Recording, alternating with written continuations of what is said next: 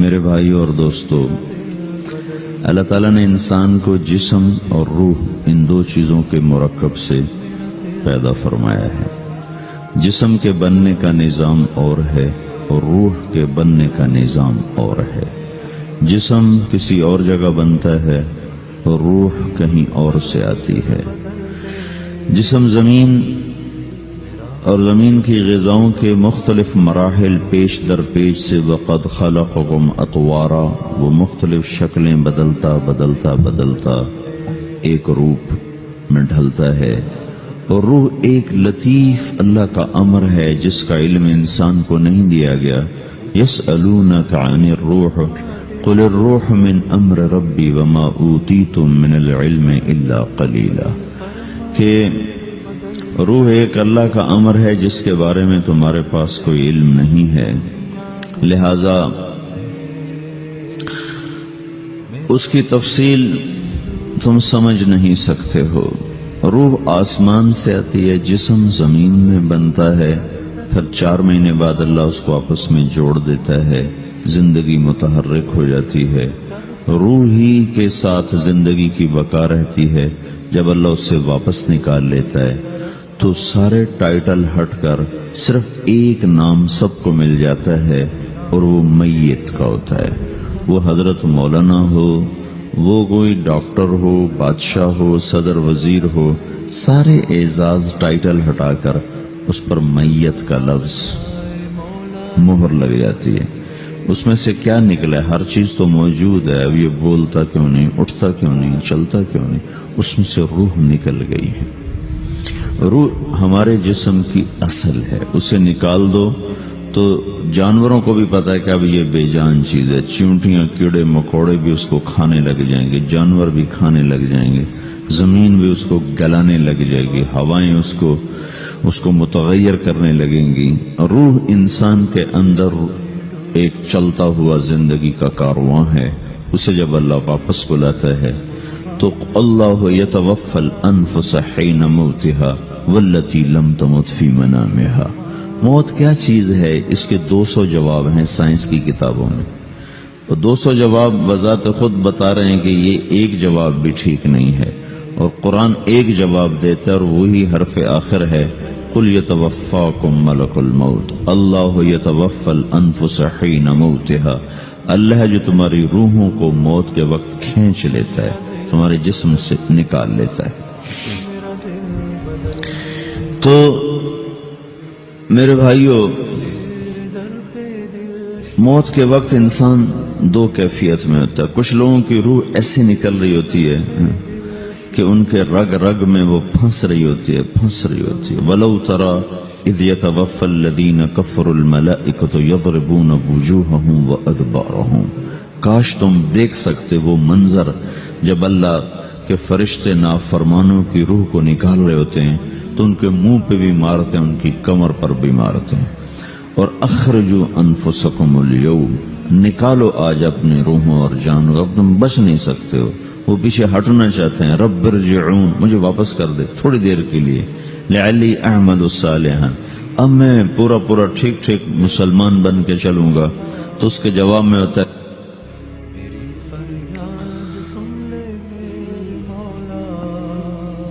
اور حدیث پاک میں آتا ہے کہ ملک الموت اترتا ہے، اس کے ساتھ 4 فرشتے ہوتے ہیں، وہ 4 فرشتے آتے اس کی پٹائی شروع کر دیتے ہیں۔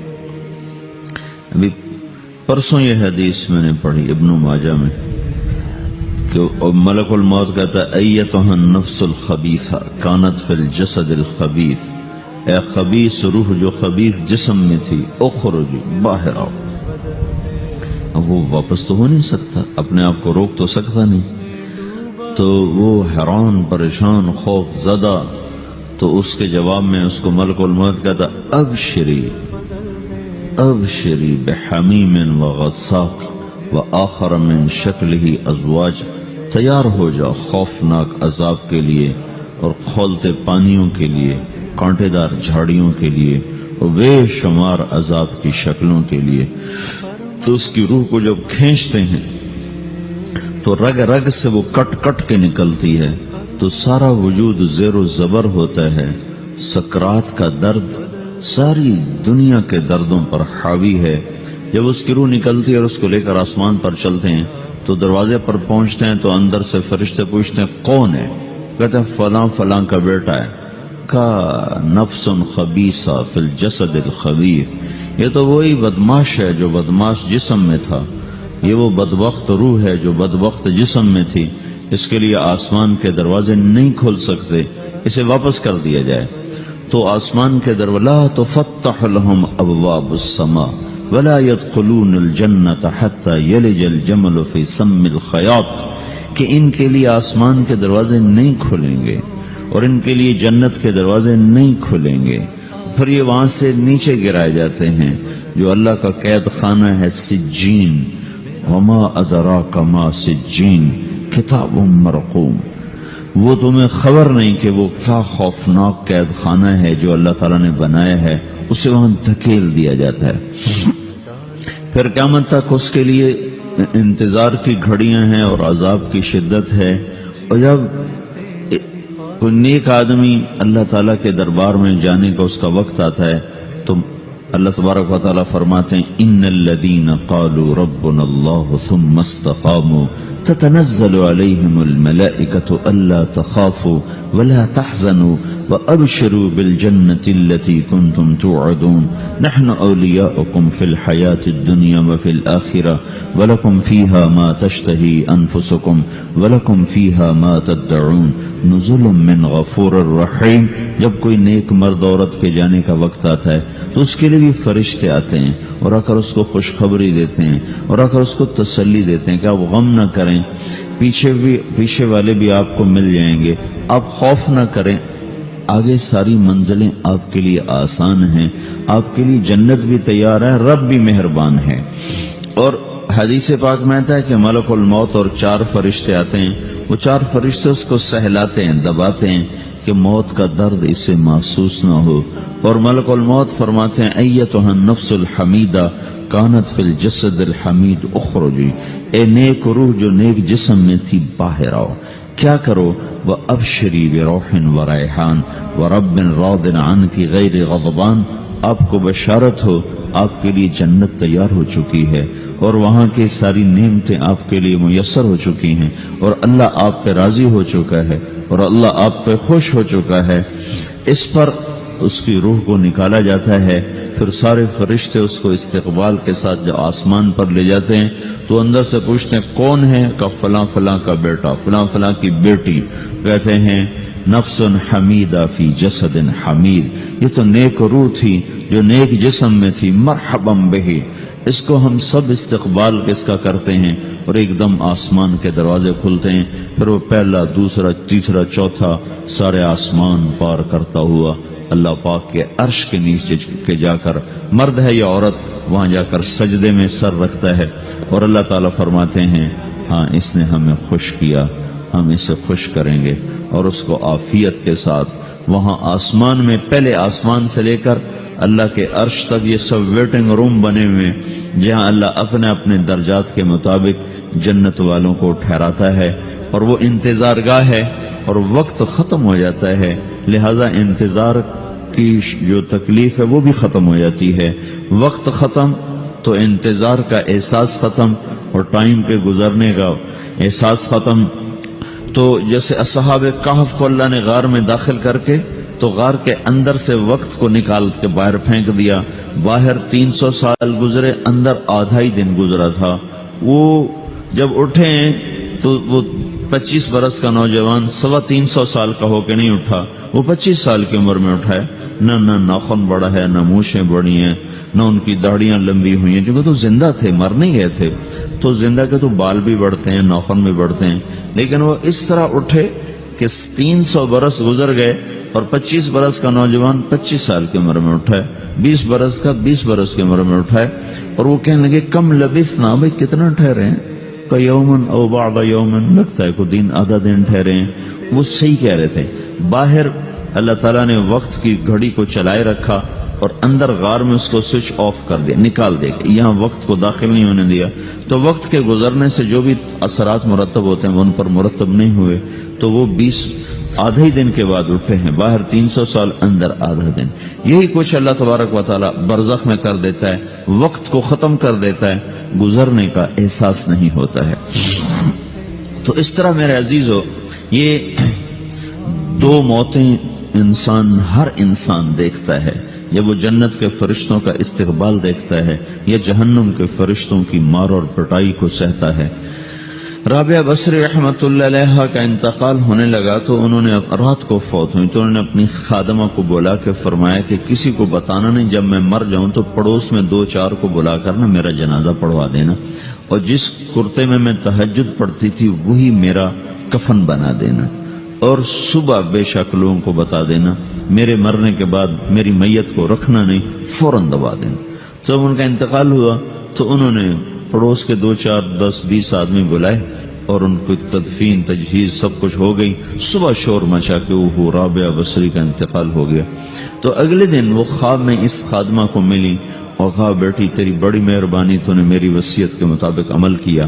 اس نے دیکھا کہ انہوں نے ایک خوبصورت سبز لباس پہنا ہوا ہے. تو وہ فرمانے لگی، انہوں نے سوال کیا کہ آپ کے ساتھ قبر میں کیا ہوا؟ تو وہ کہنے لگی کہ میرے پاس منکر نکیر آئے تھے اور مجھ سے کہنے لگے من رب کی، تیرا رب کون ہے؟ تو میں نے کہا سبحان اللہ، 40 برس جس کو میں نہ بھولا سکی اس کو 4 ہاتھ زمین میں آ کے میں بھول جاؤں گی. ان کا 42 برس کی عمر میں انتقال ہوا تھا. تو وہ کہنے لگے سبحان اللہ، جس کو میں 40 برس نہ بھولا سکی میں اسے 4 ہاتھ زمین کے اندر آ کے بھول جاؤں گی. تو منکر نکیر کہنے لگے اس کا کیا حساب لینا؟ پھر انہوں نے پوچھا کہ وہ آپ کا وہ کرتا کہاں گیا تہجد والا جس میں آپ کو کفن دیا تھا؟ کہا وہ اللہ نے مجھ سے لے لیا ہے اور میرے اعمال کے خزانے میں رکھ دیا ہے. قیامت کے دن میرا وہ کرتا بھی میرے ترازو میں تولا جائے گا اور مجھے یہ لباس پہنایا ہے جو جنت کا لباس ہے. یہ بھی ایک موت ہے. اس طرح بھی لوگ مرتے ہیں. اور دوسری بھی ایک موت ہے، ہمارے علاقے کی بتا رہا ہوں، اپنے علاقے کی. ایک زمیندار مر گیا، اس کی قبر کھودی، ساری بچھوؤں سے بھری ہو، ایسے جیسے چیونٹیاں پھر رہی ہوتی. تو انہیں وہ بند کر کے دوسری کھودی، ساری بچھوؤں سے بھری ہوئی. پھر وہ بند کر کے تیسری کھودی، ساری بچھوؤں سے بھری ہوئی. قبرستان میں اتنے بچھو کہاں سے آ گئے؟ یہ زمین کے بچھو نہیں ہے، یہ آخرت کی بلائیں ہیں جس کے ساتھ اب اسے قیامت تک رہنا ہے اور گزارا کرنا ہے. تو یہ 2 طرح کی موتیں روزانہ لوگ مرتے ہیں، روزانہ لوگ مرتے ہیں. جب نماز کا وقت ہوتا ہے ملک الموت ساری دنیا کا چکر لگاتا ہے اور دیکھتا ہے کون پڑھ رہا ہے کون نہیں پڑھ رہا، کون پڑھ رہا ہے کون نہیں پڑھ رہا. جو نماز کی پابندی کرتا ہے اس کی موت آسانی سے ہوتی، جو نماز میں غفلت کرتا ہے اس کے ساتھ موت کے وقت شدت اور سختی اختیار کی جاتی. تو بھائیو، یہ ایک جسم ہے، ایک روح ہے. روح باقی رہنے والی چیز ہے، جسم مٹ جاتا ہے، پھر اللہ سے قیامت کے دن نیا جسم عطا فرمائے گا، ایک نیا جسم دیا جائے گا. روح وہی ہے جو اللہ کے خزانوں میں جمع ہو جاتی ہے. نافرمان کی سیاہ کالی روح ہوتی ہے، فرما بردار کی روشن چمکدار روح ہوتی ہے. تو اللہ نے کچھ تقاضے جسم کے رکھے ہیں اور کچھ روح کے رکھے ہیں. جسم کے تقاضے پورے نہ کرو تو یہ پریشان ہو جاتا ہے، روح کے تقاضے پورے نہ کرو تو یہ پریشان ہو جاتی ہے. روح کی پریشانی جسم سے زیادہ ہے چونکہ روح کی طاقت جسم سے زیادہ ہے. جسم مٹی سے بنا ہے، اس کی غذا بھی مٹی سے نکلتی ہے. روح آسمان سے ہے، اس کی غذا بھی آسمان سے ہے. روح کا تعلق جب تک اللہ سے نہیں جڑتا اس سے بھوک اور پیاس لگتی رہتی ہے. جسم کو جب تک روٹی اور پانی نہ ملے یہ تڑپتا اور پریشان رہتا ہے. جیسے اللہ تعالیٰ نے ہمارے جسم میں روٹی اور پانی کی طلب کو بے ساختہ رکھ دیا ہے. میں بیان کے دوران بھی پانی پی رہا ہوں، آپ دیکھ رہے ہیں کہ میرا حلق سوکھ جاتا ہے، مجھے طلب محسوس ہوتی ہے پانی. حلق سوکھتا ہے پانی کی طرف بھاگتے ہیں، بھوک لگتی ہم روٹی کی طرف بھاگتے ہیں. یہ ایک ایسا اندر میں آٹومیٹک سسٹم ہے کہ ہم اس کو آف نہیں کر سکتے. یہ سوتے سوتے بھی بھوک کی وجہ سے آنکھ کھل جاتی، سوتے سوتے پیاس کی وجہ سے آنکھ کھل جاتی ہے. یہ ایسا خود اللہ تعالیٰ نے ساختہ نظام بنایا ہے کہ آپ اپنے جسم میں روٹی اور پانی کی طلب کو نہیں نکال سکتے. میرے عزیزو، ٹھیک اسی طرح اللہ نے انسانی روح میں اپنی طلب رکھ دی ہے اور اپنے رسول کی طلب رکھ دی ہے۔ یہ دو طلب ایسی ہیں کہ یہ آپ کے جسم روح سے نکل نہیں سکتی۔ جیسے بھوکا روٹی نہ کھا لے، پیاسا پانی نہ پی لے، اسے چین نہیں آ سکتا، وہ روح جو اللہ اور اس کے رسول سے نا آشنا ہے، جب تک وہ وہاں تک پہنچ نہیں جاتی اسے چین نہیں آ سکتا، اس کا اندر پریشان رہے گا۔ 1997 میں جب جنید جمشید سے میری پہلی ملاقات ہوئی تو اس نے مجھ سے یہ سوال کیا کہ مولوی صاحب، ایک پاکستانی نوجوان جس گلیمر کو خوابوں میں دیکھتا ہے، وہ گلیمر تو مجھے زندگی میں ویسے ہی حاصل ہے، میرے چاروں طرف زندگی کا رقص ہے، اور میری زندگی کی ہر خواہش، ہر تمنا پوری ہے، اس کے باوجود میرے اندر اندھیرا ہے، میرے اندر خلا ہے، مجھے لگتا ہے میں وہ کشتی ہوں جس کا کوئی ساحل نہیں، جس کی کوئی سمت نہیں۔ www.dasquran.com۔ ایسا نہیں ہونا چاہیے۔ ایک عام لڑکا تو کہتا ہے ہائے کاش یہ ہوتا، اس کو وہ نہیں ہو رہا تو پھر وہ پریشان ہے، ہائے یہ ہوتا، ہائے وہ ہوتا۔ تو میں تو ہائے نہیں کرتا ہوں، میری تو ہر لذت اور خواہش میرے سامنے تشتری میں سجا کے پیش کی جا رہی، میں کیوں ایسا کر رہا ہوں؟ میں ہائے ہائے کیوں کر رہا ہوں؟ میرا اندر ویران کیوں ہے؟ میرے اندر میں خلا کیوں ہے؟